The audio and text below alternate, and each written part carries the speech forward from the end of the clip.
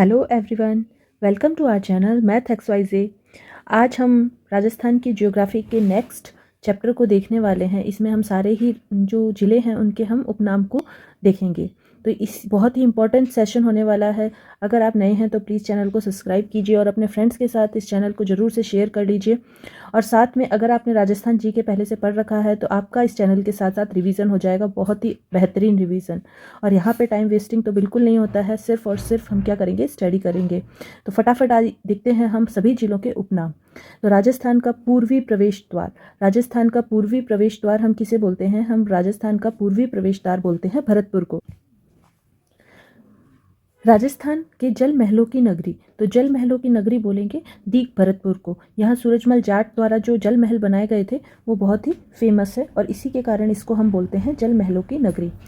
ठीक है। Red diamond city Dholpur, यहाँ का लाल पत्थर जो है बहुत फेमस है, इसलिए धौलपुर को क्या बोलते हैं? Red diamond city. धौलपुर का क्या फेमस है? लाल पत्थर फेमस है। राजस्थान का कानपुर हम बोलते हैं कोटा को। कोटा को कानपुर क्यों बोलते हैं? क्योंकि यहाँ पे जो NH27 है चंबल के किनारे, यहाँ बहुत सारे उद्योग जो है स्थापित किए गए हैं। औद्योगिकीकरण के कारण इसको हम क्या बोल देते हैं? राजस्थान का कानपुर भी बोल देते हैं और उद्योगों का शहर भी बोल देते हैं। तो कोटा के दो उपनाम फेमस है क्योंकि यहाँ NH27 है और जिसके किनारे, चंबल के किनारे औद्योगिक इकाइयाँ बहुत सारी लगी हुई हैं। इन औद्योगिक इकाइयों के कारण ही इसे राजस्थान का कानपुर, उद्योगों का शहर बोला जाता है। राजस्थान का स्कॉटलैंड किसे बोलते हैं? अलवर को बोलते हैं। बहुत सारे शराब कारखाने होने के कारण इसे यहाँ राजस्थान का स्कॉटलैंड बोलते हैं। गुलाबी नगर, गुलाबी नगर को कौन नहीं जानता? राम सिंह द्वितीय ने इस पूरे शहर को, जब प्रिंस अल्बर्ट आए थे तो पूरे शहर को कैसा कलर करवा दिया था? कैसा कलर करवा दिया था? कत्थई कलर करवा दिया था। लेकिन उस कत्थई कलर को क्या बोला? गुलाबी बोला और जयपुर को बोल दिया गुलाबी नगर। भारत का पेरिस, भारत का पेरिस बोलते हैं जयपुर को। भारत का पेरिस किसे बोलेंगे? जयपुर को। देखिए यहाँ पे राजस्थान का नहीं, भारत का पेरिस लिखा है ना। भारत का पेरिस बोलते हैं जयपुर को। भारत का मक्का बोलते हैं अजमेर को। यहाँ पे जो दरगाह है, दरगाह के कारण, यहाँ पे जो मेन हमीबुद्दीन चिश्ती की जो दरगाह है उसके कारण अजमेर को क्या बोल देते हैं? भारत का मक्का बोलते हैं। यहाँ पे जो उर्स लगता है बहुत ही फेमस उर्स है। नवाबों की नगरी बोलते हैं टोंक को। नवाबों की नगरी बोलेंगे टोंक को। नवाबों की नगरी टोंक को बोलना है, अजमेर को नहीं बोलना है। राजस्थान का सिंह द्वार किसे बोलते हैं? अलवर को। राजस्थान का सिंह द्वार कौन सा है? अलवर। राजस्थान का हृदय जयपुर नहीं है, अजमेर है। राजस्थान का हृदय जयपुर नहीं है, अजमेर है। आपने देखा होगा जब हम मानचित्र पढ़ रहे थे तो ये किस आकृति का है? ऐसे ट्रायंगल शेप में है। और कैसा है? इसका एक छोटा टुकड़ा इस तरह से खंडित है अजमेर, और ट्रायंगल शेप का है और एकदम हृदय के स्थान पे या बीचों बीच होने के कारण इसे राजस्थान का हृदय बोल देते हैं। राजस्थान का धातु नगर नागौर को बोलते हैं। यहाँ पे खेतड़ी, तांबा, सीसा, जस्ता, बहुत सारी धातुएं जो है यहाँ निकाली जाती है, इसलिए इसे राजस्थान का धातु नगर बोल देते हैं। स्वर्ण नगरी किसे बोलते हैं? स्वर्ण नगरी जैसलमेर को बोलते हैं। स्वर्ण नगरी बोलने का कारण क्या है? यहाँ पे जो पीले पत्थर हैं, बालू वाले पत्थर जो पीले हैं जिससे जैसलमेर दुर्ग बना हुआ है, वो पत्थर पे जब सूरज की पहली किरण जब लगती है तो एकदम सोने की तरह वो चमकते हुए दिखाई देते हैं। इसी कारण इसे राजस्थान की स्वर्ण नगरी बोल देते हैं और ये बहुत ही सुंदर दृश्य यहाँ पे लगता है। तो नेक्स्ट हम देख रहे हैं हवेलियों व झरोखों का शहर जैसलमेर। यहाँ की जो हवेलियाँ हैं उनके जो जालीदार झरोखे बनाए हुए हैं पत्थरों में, जालीदार झरोखों के कारण इसे हवेलियों और झरोखों का शहर भी बोलते हैं। गलियों का शहर भी कौन सा है? जैसलमेर है। ग्रेनाइट शहर कौन सा है? जालोर। ग्रेनाइट जालोर का बहुत फेमस है, इसलिए इसे ग्रेनाइट शहर जालोर को बोलते हैं। राजस्थान का शिमला माउंट आबू है। यहाँ का जो टेम्परेचर है बहुत कम रहता है, गर्मियों में भी यहाँ मैक्सिमम टेम्परेचर 30 डिग्री सेंटीग्रेड तक ही जाता है, इसलिए इसे राजस्थान का शिमला बोल देते हैं। थार का प्रवेश द्वार, थार का प्रवेश द्वार जोधपुर होता है। सूर्य नगरी, सूर्य नगरी बोलते हैं जोधपुर को। और देखिए सूर्य नगरी किसको बोलते हैं? जोधपुर को। थार का प्रवेश द्वार जोधपुर को बोलते हैं और सिंह द्वार किसे बोलते हैं? अलवर को बोलते हैं। मरु प्रदेश जोधपुर, मरु प्रदेश कौन सा है? जैसलमेर ना करना यहाँ पे मरु प्रदेश में क्या किया जाएगा? जोधपुर किया जाएगा। फाउंटेन और माउंटेन का शहर उदयपुर, फाउंटेन और माउंटेन का शहर उदयपुर। झीलों की नगरी उदयपुर। राजस्थान का कश्मीर उदयपुर। अब यहाँ पे फिर से कन्फ्यूजन आता है, राजस्थान का शिमला माउंट आबू है लेकिन राजस्थान का कश्मीर उदयपुर है। अगर आपको राजस्थान का कश्मीर पूछा जाएगा और वहाँ पे माउंट आबू भी ऑप्शन में होगा तो मोस्ट ऑफ बच्चे गलती करते हैं, माउंट आबू लगाने की, लेकिन माउंट आबू आपका क्या हो जाएगा, यहाँ पे रॉन्ग ऑप्शन हो जाएगा। आपको यहाँ पे ऑप्शन चूज करना होगा उदयपुर। तो नेक्स्ट हम देखते हैं राजस्थान का पूर्व का वेनिस। पूर्व का वेनिस हम कहते हैं उदयपुर को, पूर्व का वेनिस उदयपुर को कहते हैं। इस क्वेश्चन में फिर से कन्फ्यूजन आता है कि पूर्व का वेनिस हम उदयपुर को कहते हैं और भारत का पेरिस, भारत का पेरिस हम कहते हैं जयपुर को, भारत का पेरिस हम कहते हैं जयपुर को। ठीक है, तो यहाँ पे फिर से कन्फ्यूजन हो जाता है। नेक्स्ट हम देखते हैं 100 द्वीपों का शहर। 100 द्वीपों का शहर क्या है, बांसवाड़ा। बांसवाड़ा जो है माही नदी के किनारे है। माही नदी जो है, माही नदी बांसवाड़ा और डूंगरपुर की पूरी ऐसे सीमा बनाती है। तो इसमें माही बजाज सागर डैम जो है बांसवाड़ा में ही उपस्थित है। आदिवासियों का शहर कहाँ है, बांसवाड़ा। आदिवासी जनजाति जो एसटी जनजाति है वो सबसे ज़्यादा कहाँ पाई जाती है, बांसवाड़ा में पाई जाती है, अतः इसे हम बोल देते हैं आदिवासियों का शहर। राजस्थान का पंजाब किसे बोलते हैं, गंगानगर या हनुमानगढ़। अगर ऑप्शन में आ गया तो मोस्ट ऑफ बच्चे गंगानगर और हनुमानगढ़ को टिक करते आते हैं, लेकिन हमें याद रखना है राजस्थान का पंजाब किसे बोलते हैं, सांचौर या जालोर जिले को बोलते हैं। पहाड़ों की नगरी किसे बोलेंगे, डूंगरपुर को बोलेंगे। राजस्थान का वल्लोर, राजस्थान का वल्लोर बोलते हैं भैंसरोडगढ़ दुर्ग को।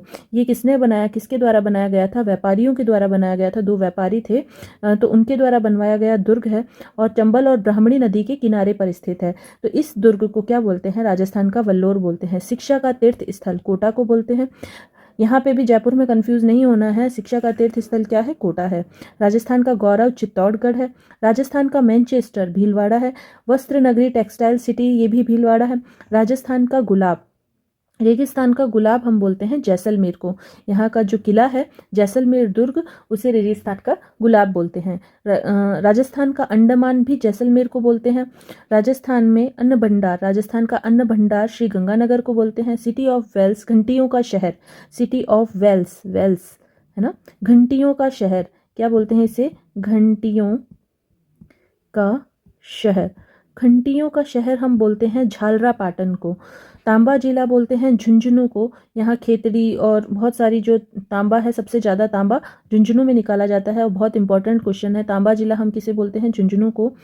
फिर से कंफ्यूज होने वाली जगह है, हम बोलते हैं धातु नगरी। धातु नगरी किसे बोल रहे थे, नागौर को। हमने ऊपर पढ़ा था नागौर के लिए, जी धातु नगर हम बोलते हैं नागौर को। लेकिन तांबा नगर किसे बोलेंगे, हम झुंझुनू को बोलेंगे, है ना। तांबा जिला बोलेंगे झुंझुनू को। तो ये जो छोटे छोटे कन्फ्यूज़न होते हैं जब हम पढ़ रहे होते हैं तो हमें इतना पता नहीं चलता, लेकिन जैसे ही क्वेश्चन जब एग्ज़ाम में आते हैं और ऑप्शन जब दोनों आए हुए होते हैं तो हमें बहुत कन्फ्यूज़ करते हैं। तो आप प्लीज़ यहाँ पे ध्यान रख के पढ़िए कि तांबा जिला हम बोलेंगे झुंझुनू को। तीर्थों का भांजा किसे बोलेंगे, मचकुंड, मचकुंड धौलपुर को। तीर्थों का मामा बोलेंगे पुष्कर को। स्वर्ण नगरी है जालोर, सुवर्ण नगरी। अभी यहाँ पे इस शब्द पे फिर से गौर करना, सुवर्ण नगरी हम बोलेंगे जालोर को और स्वर्ण नगरी, स्वर्ण नगरी बोलेंगे जैसलमेर को, क्योंकि वहाँ के जो पीले पत्थर है वो सोने जैसे लगते हैं जब सूरज की रोशनी उन पर गिरती है। तो नेक्स्ट हम बात कर लेते हैं राजस्थान का थर्मोपल्ली। राजस्थान की थर्मोपल्ली हम बोलते हैं हल्दी घाटी को। बावड़ियों का शहर बूंदी, बावड़ियों का शहर बूंदी। झीलों की नगरी उदयपुर है, बावड़ियों का शहर बूंदी है। यहाँ पे सबसे बड़ी बावड़ी प्रेजेंट है, कौन सी है वो मुझे आप कमेंट करके बताएंगे। अगर आपने बावड़ियाँ पढ़ी हैं तो बूंदी में जो है सबसे बड़ी बावड़ी प्रेजेंट है वो कौन सी है, बहुत ही फेमस बावड़ी, आप मुझे उसका नाम कमेंट करके बताएंगे। और अगर आपने नहीं पढ़ा है तो हम जब भी बावड़ियाँ पढ़ेंगे तो उसकी चर्चा जरूर करेंगे। थार का घड़ा चंदन नलकूप, थार का घड़ा हम बोलते हैं चंदन नलकूप। महान भारतीय जल विभाजक रेखा अरावली पर्वतमाला, क्योंकि ये इसको जल विभाजक रेखा इसलिए कहते हैं क्योंकि ये मानसून को निर्धारित करती है। जैसे हमारा ये इस तरह से जो राजस्थान होता है उसमें इस तरह से यहाँ पे अरावली रेंज चलती है, इस तरह से जो अरावली रेंज है तो इस हिस्से में बारिश ज़्यादा होती है, इस हिस्से में बारिश थोड़ी कम होती है, इसलिए इसे विभाजक रेखा बोल देते हैं। तो हम बात करेंगे आगे राजस्थान की कामधेनु। कामधेनु, राजस्थान की कामधेनु किसे बोलते हैं, चंबल नदी को बोलते हैं। और अगर हम पशुओं में बात करें तो कामधेनु किसे बोलते हैं, राठी गाय को बोलते हैं। पशुओं की अगर बात करें तो कामधेनु राठी गाय को बोलेंगे, लेकिन राजस्थान की कामधेनु किसे बोलते हैं, चंबल नदी को बोलते हैं। वागड़ की गंगा माही नदी को बोलते हैं, जैसे वागड़ की गंगा किसे बोलते हैं, माही नदी को बोलते हैं। काठल की गंगा भी वाही नदी को बोलते हैं, क्योंकि जो वागड़ प्रदेश है हमने बात किया था, जैसे ये राजस्थान का मैप होता है यहाँ पे डूंगरपुर और बांसवाड़ा आता है, ये 2 जिले हैं। तो माही नदी जो होती है हमारी यहाँ से यहाँ से प्रवेश करती हुई इन दोनों की यहाँ पे सीमा बनाते हुए यूँ वापस निकल जाती है। और इसी को क्या बोलते हैं, इस प्रदेश को, इसके जो किनारे हैं, माही का जो किनारा है, किनारे वाले प्रदेश को कांठल बोला जाता है। माही के किनारे वाले प्रदेश को कांठल बोलते हैं, इसीलिए माही नदी को क्या बोल देते हैं, कांठल की गंगा बोल देते हैं। अर्जुन की गंगा कौन सी है, बाण गंगा है, जो कि जयपुर में निकलती है, विराटनगर में, जो जिसे पहले क्या बोलते थे, प्राचीन नाम जिसका विराटनगर था। उपनाम नेक्स्ट पढ़ेंगे, आदिवासियों की गंगा। आदिवासियों की गंगा अगेन माही नदी को बोलेंगे, क्योंकि आदिवासियों का शहर कौन सा है, आदिवासियों के शहर कौन से हैं, हमारे बांसवाड़ा और डूंगरपुर है। तो आदिवासियों का शहर वो है, तो आदिवासियों की गंगा कौन सी होगी, जो वहाँ नदी बहती होगी वही होगी। तो डूंगरपुर बांसवाड़ा की तरफ माही नदी आती है। और आदिवासियों का कुंभ बेणेश्वर धाम, पंचम तीर्थ पुष्कर, तीर्थराज पुष्कर, रेगिस्तान का सुंदर मरु उद्यान कोलायत झील, ये बीकानेर में प्रेजेंट है। आधुनिक भारत का मंदिर बहुउद्देशीय नदी घाटी परियोजनाओं को कहा गया है। ये बहुत इंपॉर्टेंट है, क्योंकि ये किसने बोला था, हमारे उस टाइम जो प्रधानमंत्री थे पंडित जवाहरलाल नेहरू ने बोला था। इनको बोला था, भाखड़ा नांगल बांध को देख के उन्होंने उनको बोला था चमत्कारिक विराट वस्तु बोला था। ये देखिए यहाँ पे लिखा हुआ भी है, चमत्कारिक विराट वस्तु, ये भी इन्होंने ही बोला था। और उसी समय उन्होंने बोला था कि बहुउद्देशीय नदी घाटी जो परियोजनाएं हैं ये आधुनिक भारत के मंदिर हैं। मारवाड़ का लघु माउंट पिपलूद बाड़मेर को बोलते हैं, पिपलूद बाड़मेर को मारवाड़ का लघु माउंट बोलते हैं। वन की आशा वर्णाशा यानी बनास नदी को बोलते हैं। चर्मवती चंबल नदी को बोलते हैं। विशिष्टि बनास नदी को बोलते हैं। लवणवती लूणीवत नदी को बोलते हैं। लूणी नदी को और क्या बोलते हैं, आधी खारी और आधी मीठी नदी भी बोलते हैं, क्योंकि लूणी नदी का जो पानी है बालोतरा के बाद खारा हो जाता है, उससे पहले लूणी नदी का पानी कैसा रहता है, मीठा रहता है। अमृत नदी किसे बोलते हैं, घग्गर नदी को बोलते हैं, क्योंकि ये हनुमानगढ़ भटनेर दुर्ग के पास क्या हो जाती है, खत्म हो जाती है। और ये आगे पूरी जो नदी है ये तभी आती है जब कालका की पहाड़ियों पे बहुत ज़्यादा बारिश होती है। उसके बाद ये जो कभी कभी पाकिस्तान फोर्ट अब्बास तक भी चली जाती है। इसके बारे में चर्चा हम डिटेल में करेंगे जब हम नदियों का चैप्टर पढ़ेंगे। तो इसे इसीलिए क्या बोल देते हैं, मृत नदी बोल देते हैं। मसूरदी नदी कांकनी या काकने नदी को बोलते हैं। ढेबर झील जयसमंद झील को बोलते हैं। रामसर साइट सांभर झील को बोलते हैं। रामसर साइट जो कि दलदली भूमि होती है उसमें सांभर झील को शामिल किया गया है। मारवाड़ का अमृत सरोवर जवाई बांध को बोलते हैं, जो किस जिले में आता है, पाली जिले में आता है। पाली जिले में आता है। मारवाड़ का अमृत सरोवर बोलते हैं, पाली जिले में आता है। भारतीय बांधों का सेई परियोजना इससे रिलेटेड है। सेई परियोजना जो है इसी से रिलेटेड चलाई जा रही है। इसकी भी चर्चा हम नदियों वाले चैप्टर में करेंगे। भारतीय बाघों का घर क्या है, Ranthambore. Ranthambore. Great Indian bustard किसको बोलते हैं, गोडावन को बोलते हैं। गोडावन का वैज्ञानिक नाम आप मुझे कमेंट करिए, क्योंकि कल ही मैंने इसको पढ़ाया है और ये बहुत ज़्यादा इंपॉर्टेंट भी है, इसका जो साइंटिफिक नेम है।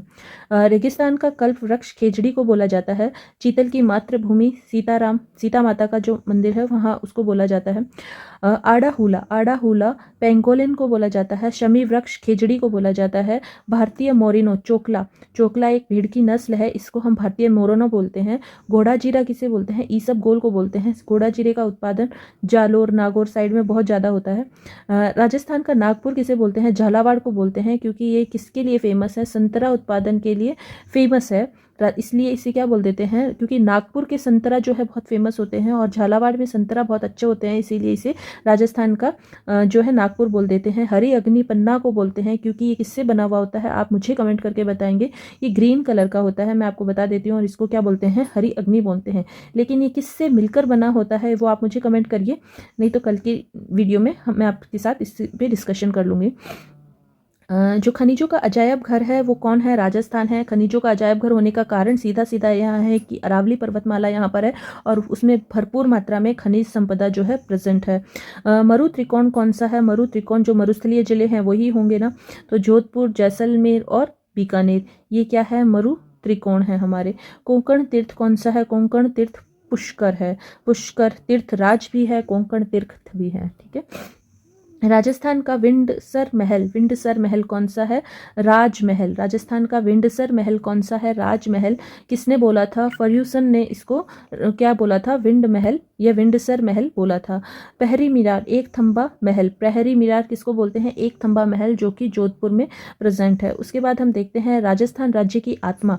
राजस्थान राज्य की आत्मा हम घूमर नृत्य को बोलते हैं। राजस्थान राज्य का राज्य खेल हमने खेल नृत्य कौन सा है, नेजा नृत्य है। लोक नाट्य या मेरू नाट्य कौन सा है, राई नृत्य है।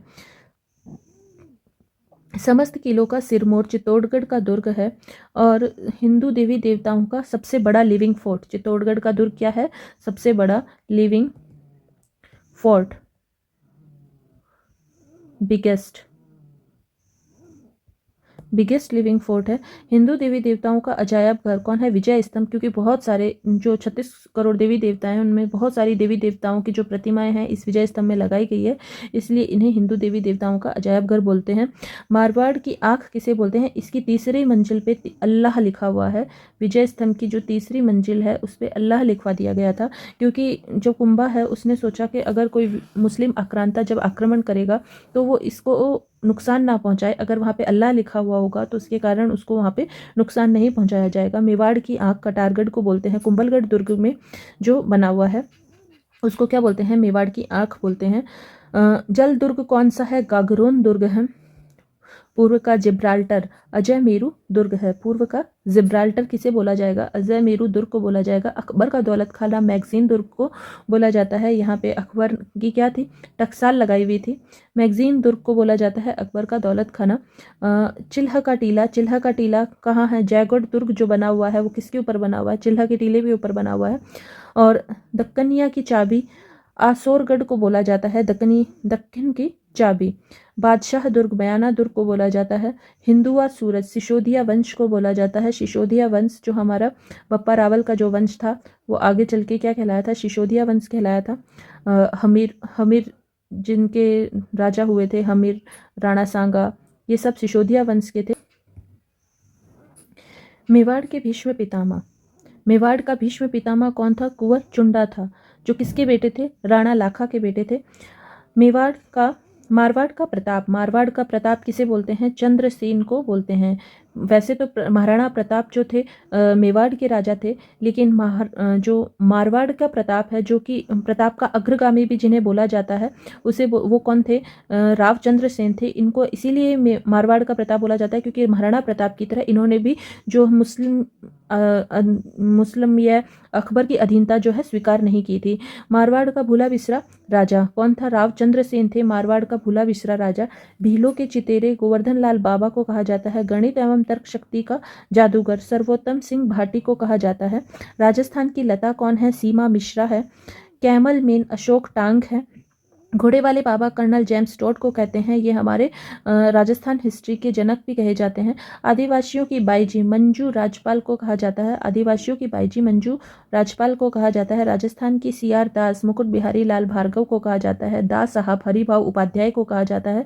राजस्थान का गांधी गोकुल भाई भट्ट को कहा जाता है। आधुनिक राजस्थान निर्माता मोहनलाल सुखाड़िया को कहा जाता है। राजस्थान का भगीरथ महाराजा गंगा सिंह को कहा जाता है। डिंगल भाषा का हैरोस पृथ्वीराज राठौड़ को कहा जाता है। वैली कृष्ण रुक्मणी इनका जो काव्य है डिंगल भाषा में लिखा गया है। ये बीकानेर के थे पृथ्वीराज राठौड़, और इन्होंने गागरोन के दुर्ग में ये वैली कृष्ण रुक्मणी का जो है रचना की थी। राजपुताने का अबुल फजल मोहम्मद नैन्सी को कहा जाता है। अबुल फजल जो थे उन्होंने क्या लिखा था? गजेटियर लिखा था। तो राजस्थान का जो गजेटियर है वो किस में लिखा? मोहम्मद नैन्सी ख्यात में लिखा गया था। जनसंख्या और राजस्थान उस टाइम की जोधपुर की जनसंख्या, उसकी अर्थव्यवस्था के बारे में लिखा गया था, तो इसीलिए इसे राजस्थान का क्या कहा जाता है? अबुल फजल कहा जाता है। राजस्थान की मोनालिसा बणी थनी को कहा जाता है, एक पेंटिंग है। राजस्थान का प्रथम प्रौढ़ गद्यकार कौन थे? तरुण प्रभु थे। स्टील किंग कौन है? लक्ष्मी निवास मित्तल है। नगाड़े का जादूगर राम किशन को कहा जाता है। Very very important. नगाड़े का जादूगर किसे बोलते हैं? राम किशन को बोलते हैं। गागरोन दुर्ग कहाँ है? डोडगढ़ या धूलरगढ़ में है। गागरोन दुर्ग के ही ये दूसरे नाम है, डोडगढ़ और धूलरगढ़। ठीक है। जालोर दुर्ग को क्या कहते हैं? जबालीपुर, सोनगिरी और सोनलगढ़ भी कहा जाता है।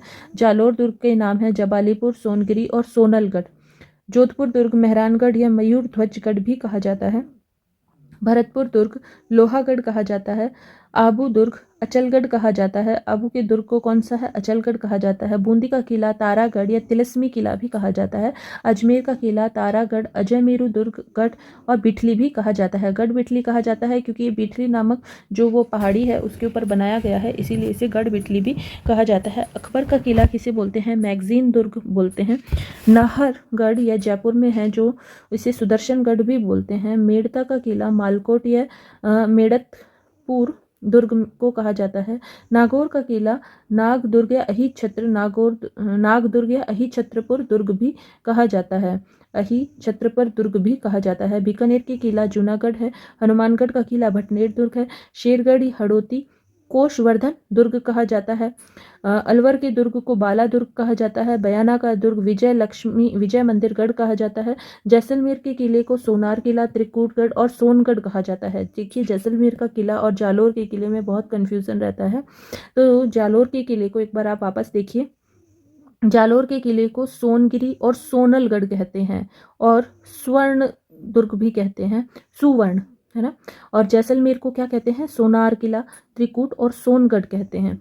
चोमू का किला चौमुहागढ़ कौन सा किला है? चोमू का किला है। कुंभलगढ़ किसका है? कुम्हेर दुर्ग को कहा जाता है। मीठली का किला जोधपुर या मांडव्यपुर दुर्ग को कहा जाता है। वल्लभगढ़ का किला ऊठला का किला कहलाता है। ठीक है। उकेश किसका नाम है? उकेश ओशिया का पुराना नाम है जो कि जोधपुर में है। आलोर अलवर का पुराना नाम है।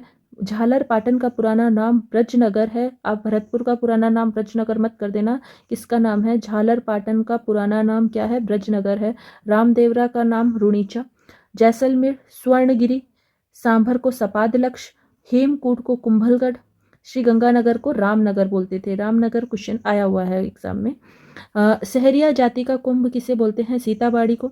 सहरिया जाति जो एक क्या है? जनजाति है। सहरिया एक जनजाति है और ये अधिकतर कहाँ मिलती है? बांसवाड़ा साइड में मिलती है और इनका कुंभ लगता है सीताबाड़ी का मेला। थार का वैष्णो देवी किसे बोलते हैं? तन्नोट देवी जैसलमेर को बोलते हैं। राजस्थान की मोनालिसा किसे बोलते हैं? बनी ठनी को बोलते हैं। गांधी के 5वें पुत्र कौन है? जमनालाल बजाज हैं। इन्होंने गांधी सेवा आश्रम की स्थापना भी की थी। चरखा आश्रम की स्थापना की थी। गांधी सेवा आश्रम की स्थापना की थी। कहाँ की थी? जयपुर में की थी जी। फिर बागड़ के गांधी भोगीलाल पांड्या को बोलते हैं। राजस्थान का वह जिला जिसका भौगोलिक एवं सामाजिक वातावरण पर्यावरण तथा राजनीतिक सीमा उत्तर प्रदेश एवं मध्य प्रदेश से मिलती है।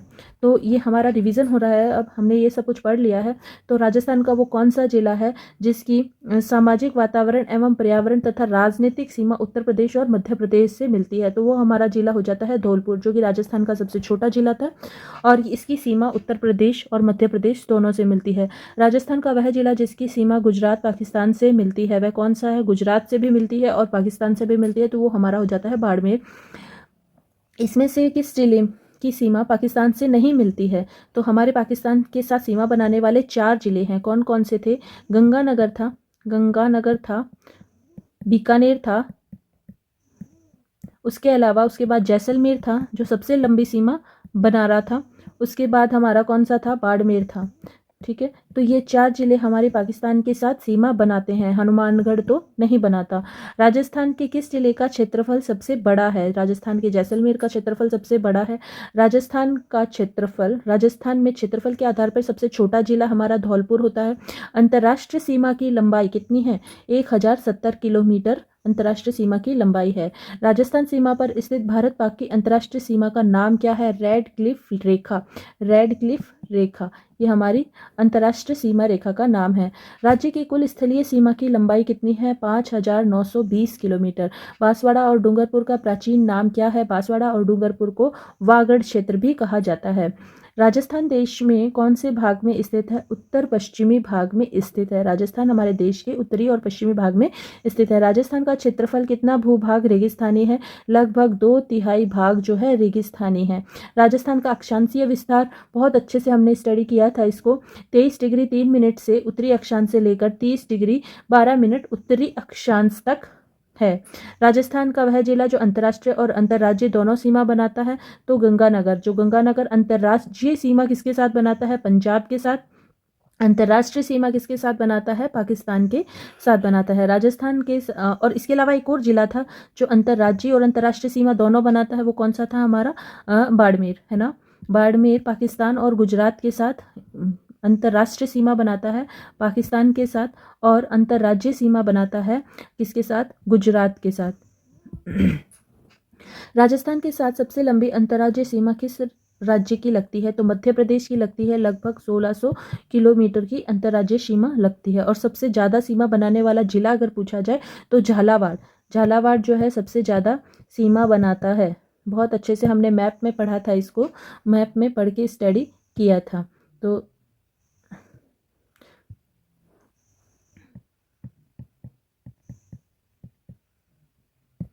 झालावाड़ झीलों की नगरी के नाम से जाना जाता है उदयपुर, गुलाबी नगरी के नाम से जाना जाता है जयपुर। राजस्थान के वे जिले जो अंतर्राष्ट्रीय सीमा बनाते हैं वो है श्री गंगानगर, जैसलमेर, बीकानेर और बाड़मेर। राजस्थान का क्षेत्रफल भारत के क्षेत्रफल का कितना प्रतिशत है? 10.41%। ये भी हमने पढ़ा था। राजस्थान के पड़ोसी राज्य कौन से हैं? पंजाब, हरियाणा, उत्तर प्रदेश, मध्य प्रदेश एवं गुजरात। मार्च 1997 में घोषित राजस्थान का नया जिला कौन सा था? करौली। 1997 में कौन सा जिला बना था? करौली बना था। राजस्थान का नया जिला, सबसे नया जिला प्रतापगढ़ है। कब बना था? 2008 में बना था, वसुंधरा राजे के समय में। राजस्थान के में जिले एवं संभाग के युग्म हैं। 33 जिले हैं और 7 संभाग है। राजस्थान की आकृति कैसी है? विषम कोणीय चतुर्भुज जैसी है। राजस्थान में झीलों की नगरी किसे कहते हैं? उदयपुर को कहते हैं। राजस्थान का कौन सा शहर राष्ट्रीय राजधानी क्षेत्र का अंग है? अलवर है। राजस्थान दिवस कब मनाया जाता है? 30 मार्च को मनाया जाता है। राजस्थान विधानसभा में पहली महिला अध्यक्ष स्पीकर कौन थी? सुमित्रा सिंह थी। राजस्थान विधानसभा में पहली महिला अध्यक्ष स्पीकर कौन थी? सुमित्रा सिंह थी। जब हम राज्य व्यवस्था पढ़ेंगे तो हम इसके बारे में चर्चा करेंगे। ये जो सारे क्वेश्चंस हैं बच्चों, ये सब आए हुए क्वेश्चंस हैं, तो इनको आप बिल्कुल मिस ना कीजिए। और जो भी हमने पढ़ा है वो इसमें जो भी आया हुआ है वो हम सब पढ़ चुके हैं। तो देखिए, हमने ना ज़्यादा पढ़ा है ना ज़्यादा कम पढ़ा है, हमने वो पढ़ा है जो इम्पोर्टेंट है। ज़्यादा पढ़ने से भी आप बचिए, क्योंकि ज़्यादा मेहनत करने से भी कोई फ़ायदा नहीं है। लेकिन जो आता है एक्चुअल में कंटेंट, हम सिर्फ वही पढ़ रहे हैं, तो आप बस पढ़ते जाइए। गढ़सीसर सरोवर स्थित है जैसलमेर के अंदर। राजस्थान के जिस जिले से कर्क रेखा गुजरती है वह कौन सा है? बांसवाड़ा। ऑपरेशन फ्लड के सूत्रधार कौन थे? Doctor Varghese Kurien. Operation flood के सूत्रधार कौन थे? डॉक्टर वर्गीस कुरियन। ये आपको जो नए क्वेश्चन दिख रहे हैं, आप इनको देख के डरिए मत, क्योंकि इन सब की चर्चा हम जैसे जैसे टॉपिक्स आते जाएंगे वैसे वैसे हम करते जाएंगे। भरतपुर संभाग में जिलों की संख्या कितनी है? 4 है। आप मुझे बताएंगे कौन कौन सी है भरतपुर संभाग में? BSC धौलपुर से, हमने ये न्यूमेरिक बनाया था ना, धौलपुर से। बी से भरतपुर था, सवाई माधोपुर, करौली और धौलपुर, ये 4 जिले जो है भरतपुर संभाग में आते हैं। राजस्थान अंतर्राष्ट्रीय सीमा से जुड़े जिलों की संख्या, अंतर्राष्ट्रीय सीमा से 4 जिले जुड़े हुए हैं, गंगानगर, बीकानेर और जैसलमेर और बाड़मेर। राजस्थान का वर्तमान स्वरूप अस्तित्व में कब आया? 1 नवंबर 1956 को एकीकरण पूरा हुआ था और अजमेर मेरवाड़ा नया जिला बना था। इसी टाइम अजमेर मेरवाड़ा को इसमें शामिल किया गया था, और इस तरह से ये हमारा जो वर्तमान स्वरूप है वो अस्तित्व में आया था। क्षेत्रफल के आधार पर राजस्थान का सबसे छोटा जिला धौलपुर है, जो जैसलमेर से कितना गुना छोटा है? जैसलमेर से 12.66 गुना छोटा है, है ना। राजस्थान का राज्य खेल कौन सा है? बास्केटबॉल है। इसको राज्य खेल कब बनाया गया? 1948 में इसे राज्य खेल बनाया गया। राजस्थान में कितने जिले हैं? 33 जिले हैं फिलहाल। राजस्थान के किस शहर का कुछ हिस्सा राष्ट्रीय राजधानी क्षेत्र में आता है? किस शहर का? अलवर शहर का कुछ हिस्सा NCR में आता है। राष्ट्रीय राजधानी क्षेत्र NCR में आता है अलवर जिले का कुछ हिस्सा। माउंट आबू राजस्थान के किस भाग में स्थित है? दक्षिण पश्चिम भाग में स्थित है। राजस्थान की अंतर्राष्ट्रीय सीमा से जुड़े जिलों की संख्या कितनी है? 4 है। भूभाग क्षेत्रफल की दृष्टि से कितना क्षेत्र रेगिस्तान है? 2/3 क्षेत्र जो है रेगिस्तानी क्षेत्र है। कितने भारतीय राज्यों की सीमा लगती है? 5 भारतीय राज्यों की सीमा लगती है। कौन कौन से थे?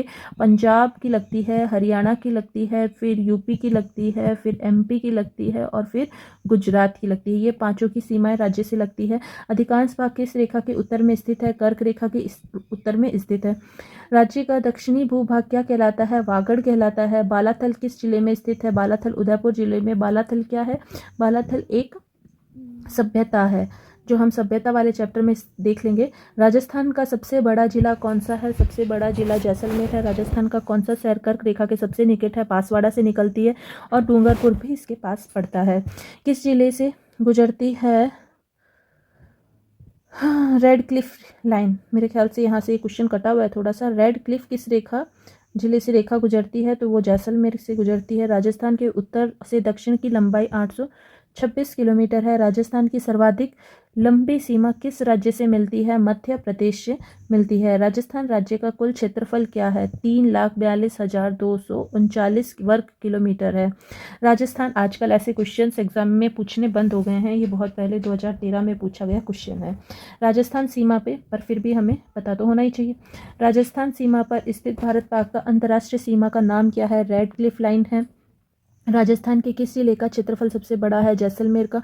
राजस्थान देश के कौन से भाग में स्थित है? उत्तरी पश्चिमी भाग में। राजस्थान की आकृति विषम कोणीय चतुर्भुज के समान है। राजस्थान अंतर्राष्ट्रीय सीमा की लंबाई 1070 है। क्वेश्चन रिपीट हो रहे हैं, ये सब क्वेश्चन एग्जाम में आए हुए हैं इसीलिए रिपीट हो रहे हैं। राजस्थान के किस जिले की सीमा अधिकतम जिलों को स्पर्श करती है? पाली जिले की 8 जिलों को स्पर्श करती है। राजस्थान के किस जिले की सीमा पाली से नहीं लगती है? भीलवाड़ा की सीमा पाली से नहीं लग सकती है। अगर आप मैप भरने की प्रैक्टिस करोगे तो इसमें आपको कोई दिक्कत नहीं आएगी। राजस्थान कितने संभागों में विभाजित है? 7 संभागों में विभाजित है। कर्नल जेम्स टोड ने जो यात्रा वृतांत लिखा था, ट्रेवल्स इन वेस्टर्न इंडिया, किसे समर्पित करा था? ये एक इनके गुरु थे भीलवाड़ा में, यति ज्ञान चंद्र, इनको समर्पित किया था। राजस्थान का क्षेत्रफल वर्ग किमी है, जो भारत के क्षेत्रफल के कितना प्रतिशत है? तो कितना प्रतिशत है? 10.41% है। टोडगढ़ राजस्थान में सम्मिलित किया गया था। टोडगढ़ को राजस्थान में 1956 में सम्मिलित किया गया था। टोडगढ़ कहाँ है? टोडगढ़ अजमेर में है। अजमेर में है। अजमेर मेरवाड़ा को राजस्थान में 1 नवंबर 1956 को सम्मिलित किया गया था ना, तो टोडगढ़ अपने आप अजमेर के साथ राजस्थान में सम्मिलित हो गया 1956 में। राजस्थान के दक्षिण में होकर गुजरती है, कर्क रेखा गुजरती है। तो इसी के साथ इस वीडियो को आज हम यहीं ख़त्म करते हैं। हमने सारा रिवीजन भी कर लिया, पुराने आए हुए क्वेश्चंस भी देख लिए। आपने देखा लगभग सारे क्वेश्चंस हमारे पढ़ाए हुए मैटर में से कवर हो रहे हैं। तो आप इस सीरीज़ और जितने भी क्वेश्चन आपको डाउटफुल लग रहे हैं वो भी आगे आने वाले टॉपिक्स में कवर हो जाएंगे। आप इसी तरह से बस पढ़ते रहिए और लगातार हमारे साथ बने रहिए, आपका पूरा सिलेबस कंप्लीट हो जाएगा। Thank you so much.